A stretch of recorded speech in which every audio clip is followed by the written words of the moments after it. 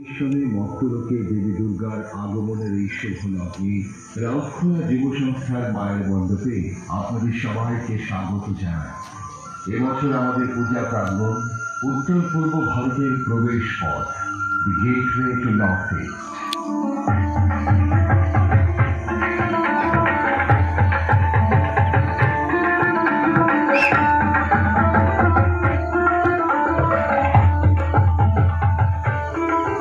ছন দিয়ে মোরা ঘর ছেয়েছি, বেঁধেছি ঘরের চালা, বেতের বেড়া বেঁধেছি আমি, পুঁতেছি বাঁশের পালা। উত্তর পূর্ব ভারতের বিভিন্ন সম্প্রদায়ের লোককাহিনীর যেমন একটি প্রাচীন ঐতিহ্য রয়েছে, ঠিক তেমনি এই অঞ্চলে বাঁশ বেতের শিল্পেরও একটি আলাদা গুরুত্ব রয়েছে।